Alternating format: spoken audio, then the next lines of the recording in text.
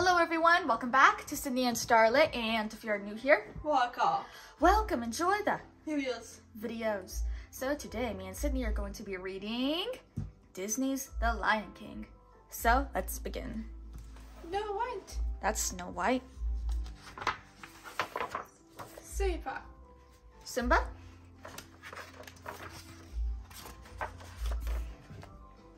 The sun came up over the African plain, hot and brilliant, just as it had done since the beginning of time. Today, the first rays of the morning sun fell on an astonishing sight. Across the vast Pride Lands, animals moved in great herds, heading for a single destination. Elephants plodded steadily. Antelopes leaped through the grass. Giraffes loped, cheetahs raced. Ants marched in a single line, while huge flocks of flamingos winged across the sky. They were all journeying to the Pride Rock to celebrate the birth of King Mufasa's son. Above the gathering, on top of the Pride Rock, Rafiki, the wise old mystic, approached King Mufasa and Queen Sarabi. He cracked open a gourd, dipped his finger in the liquid, and made a special mark on the infant's forehead. Then he carried the cub to the edge of the rock and held it high. A loud cheer rose from the plain. Elephants trumpeted, monkeys screeched, zebras, rhinos, and a host of other animals stamped their hooves. Then a hush fell over the gathering. Together, the animals of Mufasa's kingdom knelt before Simba, their new prince. Yet one family member did not attend the ceremony. Mufasa's brother, Scar, had spent the entire morning toying with a mouse. He was just about to eat it when Zazu, the king's majordomo, appeared. Startled, Scar turned and the mouse scampered away. "Now look, Zazu, you've made me lose my lunch," Scar complained. "You'll lose more than that when the king gets through with you." But Scar wasn't listening. He was still hungry and Zazu was beginning to look pretty tasty. Scar pounced, but before he had time to eat Zazu, a voice commanded, "Drop him." Scar released the bird. "Why, if it isn't my big brother," he sneered. "Sarabi and I didn't see you at the presentation of Simba," Mufasa said. "Is anything wrong?" "That was today," Scar said. "Oh, I feel simply awful. It must have slipped my mind." "Well, as slippery as your mind is, you are the king's brother," Zazu reminded him. Zazu also reminded Scar that he should have been the first in line to congratulate his brother. "I was first in line until the little hairball was born," retorted Scar. "That hairball is my son," Mufasa reminded him, "and your future king."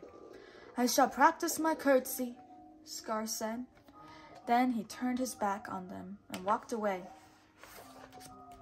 The days passed, and Simba grew from an infant into a cub. One morning, before dawn, Mufasa led Simba to the top of Pride Rock. As the sun edged over the horizon, Mufasa said, "Simba, look, everything the light touches is our kingdom. A king's time as ruler rises and falls like the sun. One day, the sun will set on my time here and will rise with you as the new king." "And this will all be mine? Wow!" said Simba, looking around. "What about that shadowy place?" Mufasa turned to his son. "That is beyond our borders. You must never go there, Simba." As they wandered away from Pride Rock, Mufasa said, "Simba, everything you see exists together in a delicate balance. As king, you will need to understand that balance and respect all creatures, because we are all connected to the great circle of life." The young cub tried to listen, but a grasshopper caught his eye, and he chased after it. Just then, Zazu arrived with the morning report. "Sire," he addressed Mufasa, "hyenas have crossed into the Pride Lands." Quickly, the king ordered his majordomo to take Simba home. "Aw, Dad, can't I come?" Simba whined. "No, son," his father replied, and he took off after the dark shapes in the distance. After Zazu made sure that Simba was home safely, the excited cub found Scar sunning himself on a rock. "Hey, Uncle Scar," Simba cried. "My dad just showed me the whole kingdom, and I'm gonna rule it all." Scar scowled. Then slowly he began to smile. "So your father showed you the whole kingdom, did he? Did he show you what's beyond the rise at the border?" "No," said Simba. "He said I can't go there." "And he's absolutely right," Scar replied. "It's far too dangerous. Only the bravest of lions go there. An elephant graveyard is no place for a young prince." "An elephant what?" said Simba. "Wow!" "Oh dear, I've said too much," said Scar, grinning slyly. "Just do me one favor," he added. "Promise me that you'll never visit that dreadful place. And remember, it's our little secret." As Scar backed away, Simba stared at the distant spot on the horizon. He had no idea that Scar had cleverly set a trap to rid himself of the future king forever. Simba knew that he would be disobeying his father if he went into the elephant graveyard, but hadn't Uncle Scar said that only the bravest of lions dared venture there? Wouldn't Dad be proud of such a brave cub? Thought Simba. Soon after, Simba went in search of his best friend, Nala. He was happy to find Nala with her mother, Serafina, and Queen Sarabi. "Mom," he said to Sarabi, "I just heard about this great place. Can Nala and I go?" "Where is this place, Simba?" his mother asked.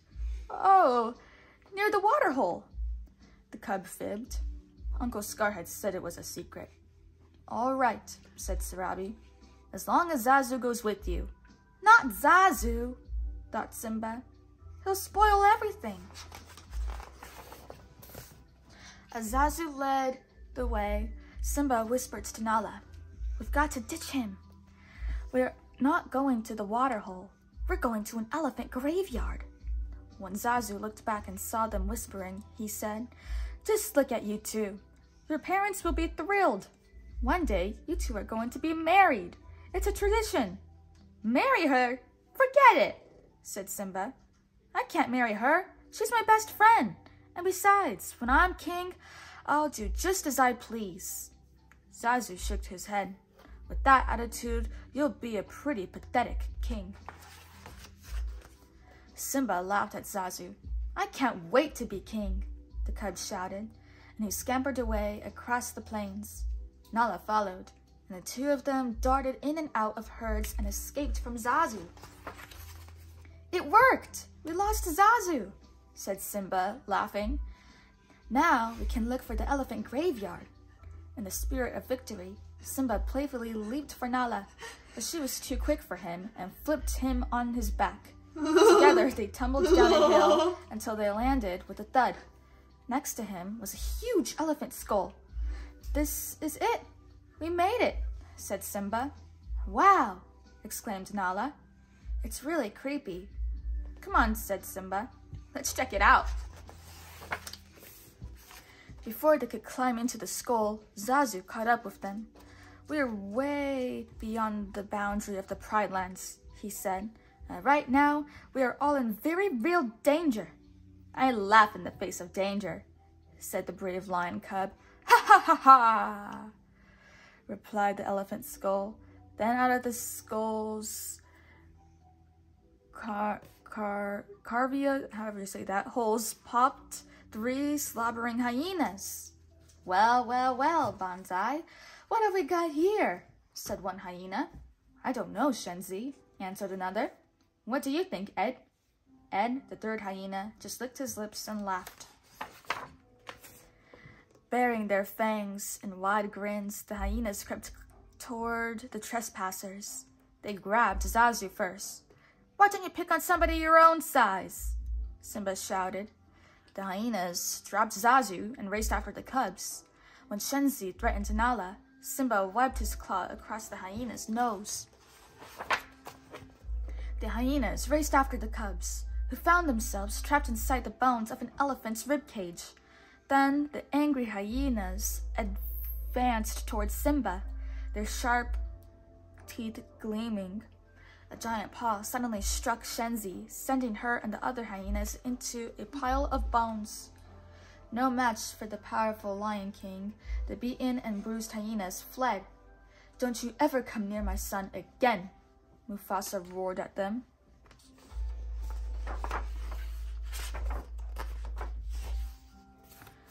"Zazu," Mufasa commanded, "take Nala home. I have to teach my son a lesson." As Simba sheepishly approached his father, Mufasa said, "Simba, I'm very disappointed in you." "I was just trying to be brave like you, Dad." Mufasa tried to smile. "I'm only brave when I have to be. Simba, being brave doesn't mean you go looking for trouble." Overhead, stars began to dot the evening sky. Simba looked at his father and said, "We'll always be together, right?" "Simba, let me tell you something my father told me. Look at the stars. The great kings of the past look down on us from those stars. They will always be there to guide you, and so will I."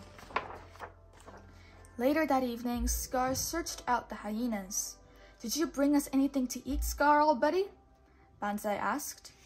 "You don't really deserve this," said Scar, tossing them a chunk of meat. "I practically gift-wrapped those cubs for you, and you couldn't even dispose of them." "What were we supposed to do? Kill Mufasa?" said Banzai. "Precisely," answered Scar. As the hyenas ate ravenously, Scar thought of another plan. This time, there would be no escape for Simba or his father. The next day, Scar approached Simba. "Your father has a surprise for you," he said. Scar led the cub down the steep walls of a gorge. "Will I like the surprise, Uncle Scar?" "Simba, it's to die for." "Now wait here and find out," Scar said, leaving Simba behind. Not far from where Simba waited, a herd of wildebeests grazed. Not far from the herd, 3 hyenas waited too. They were waiting for a signal from Scar. Shenzi saw him first. "There he is! Let's go!" The hyenas ran toward the wildebeests. Sensing danger, the herd panicked and stampeded into the gorge, straight toward Simba. Nearby, Mufasa and Zazu noticed the dust rising from the gorge. "Mufasa!" Scar yelled, appearing from behind a rock. "Quick! Stampede! Simba's down there!" With no thought of his own safety, the Lion King leaped into the gorge and snatched the cub out of the path of the deadly hooves. Mufasa jumped onto a rocky ledge and set Simba down. Suddenly, Mufasa felt the rocky wall crumble beneath his hind paws. He fell back into the herd. Badly hurt, he tried to climb another cliff. Looking up, he saw Scar.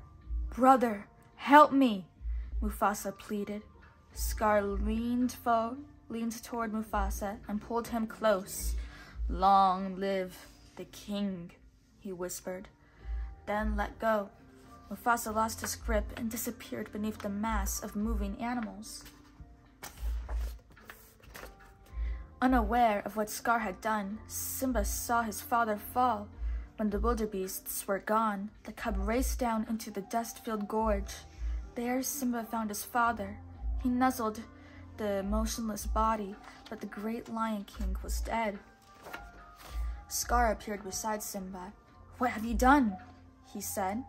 "He tried to save me," the cub answered. "If it weren't for you, your father would still be alive," Scar snarled. "Run away, Simba. Run away and never return."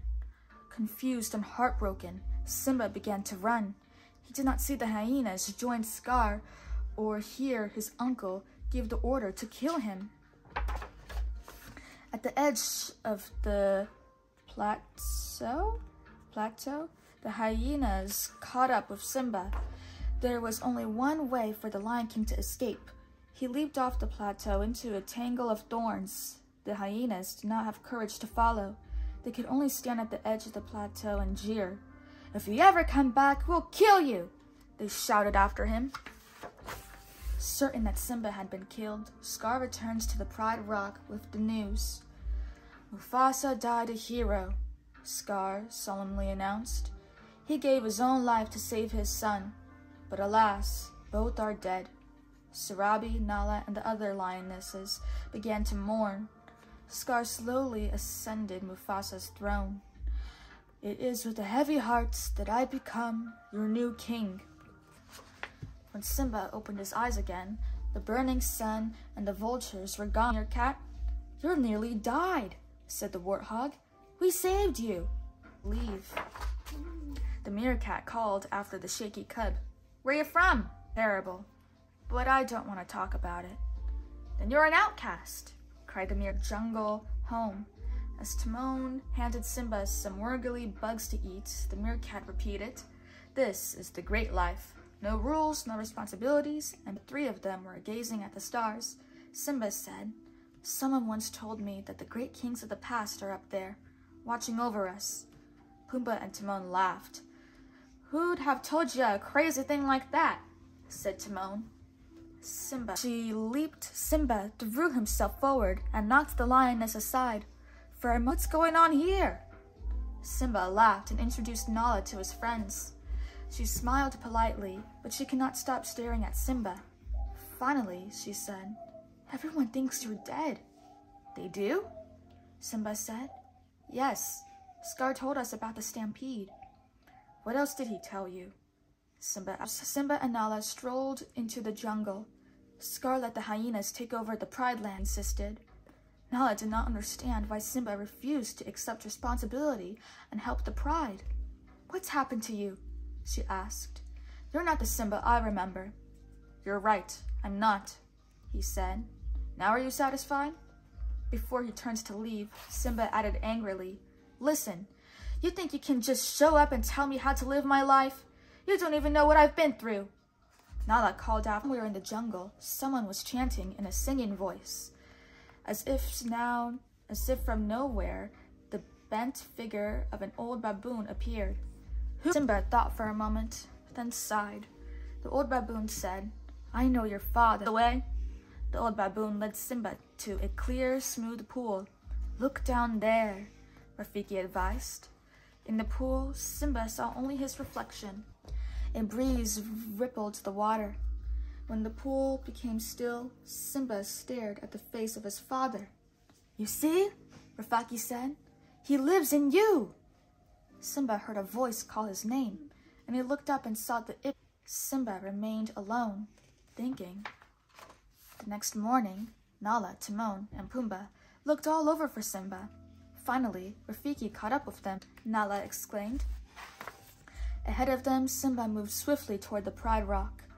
As he crossed over into his homeland, he saw ruin and devastation everywhere. For a moment, Simba hesitated. Then he felt a fresh wind and saw rain clouds gathering on the horizon. With renewed hope, he continued his journey.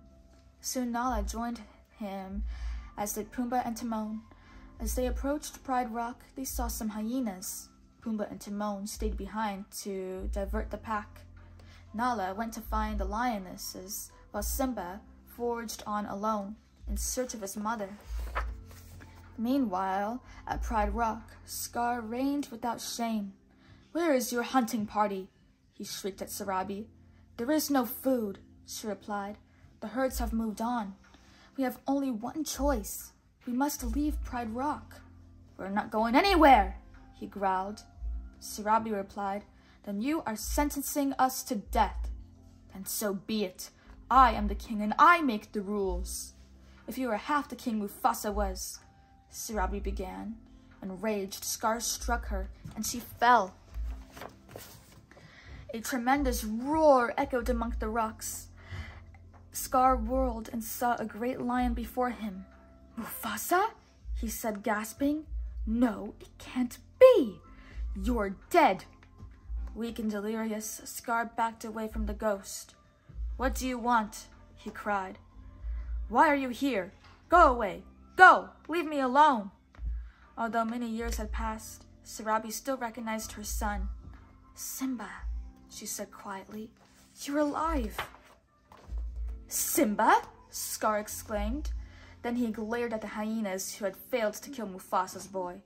This is my kingdom, Simba proclaimed. Step down, Scar. Scar laughed. Well, I would, of course, but there is one little problem. He gestured toward the hyenas. Quickly, the hyenas swarmed over Simba. Enough, Scar finally cried. The hyenas drew back, providing a clear path for Scar to approach Simba, who struggled to avoid falling to his death. Scar sneered. Where have I seen this before? Oh, yes, I remember. That's just the way your father looked before I killed him. Gathering all his strength, Simba leaped toward his uncle. As they fought, Scar ordered the hyenas to help him. Moments later, Nala and the lionesses arrived, along with Timon and Pumbaa. With fury, they attacked the hyenas, attempting to drive them away. As the groups clashed, lightning struck the dry grass of the flatlands. The wind, now fierce, swept huge flames toward Pride Rock. During the battle, Simba became separated from his uncle. Then Simba saw Scar crawling up Pride Rock. Simba dashed up the steep face, dodging fire and smoke. This time he trapped Scar at the edge. Simba, you don't understand, Scar insisted. I didn't kill your father. It was the hyenas. They are the enemy. Now that you're back, together, we can defeat them. Run away, Scar, Simba commanded, repeating the advice his uncle had once given him. Run away and never return. Scar started to slink away, but then he turned and lunged for Simba. Acting swiftly, Simba hurled Scar off the cliff. The sound of the hungry hyenas drifted up from the gorge, revealing Scar's awful fate. As the rain began to fall, Simba climbed to the top of Pride Rock. Then the clouds parted, revealing a star-filled sky. Simba roared triumphantly, and all who heard him reacted with joy. Soon, under the rule of a wise and brave king, the Pride Lands flourished. The herds returned to graze, and food was plentiful once again. Soon the animals gathered once more to celebrate the birth of a king's son. Simba and Nala watched proudly as Rafiki held their new cub high over Pride Rock. As the morning sun touched the African plain, Simba thought of something his father had once told him. The king's time as ruler rises and falls like the sun. One day the sun will set on my time and rise with you as the new king. Someday Simba would pass on these same words to his own son, continuing the unbroken circle of life.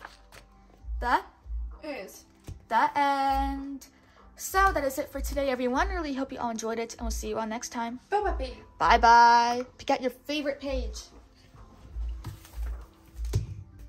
See! Genie.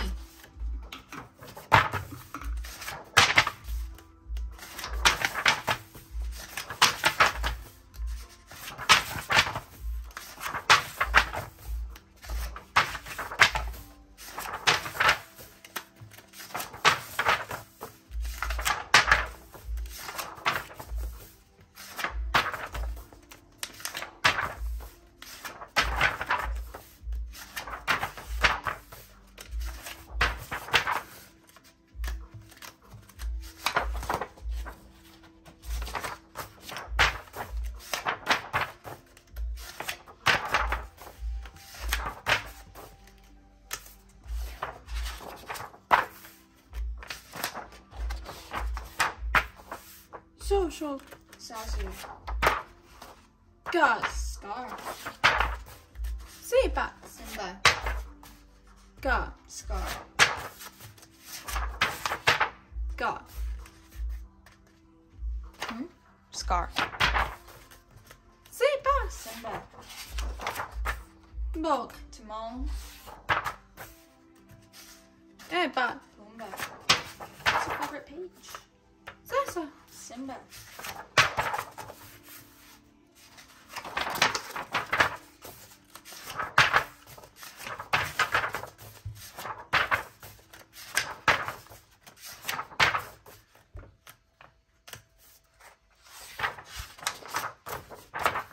Got. Scar.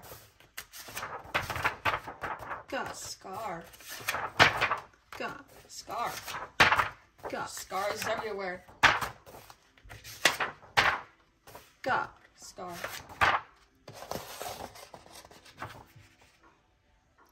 Reebok. Winnie the Pooh. All right. Who's your favorite character? Is it Scar? Got. Scar. Wow. Okay. Bye bye. Got. Scar.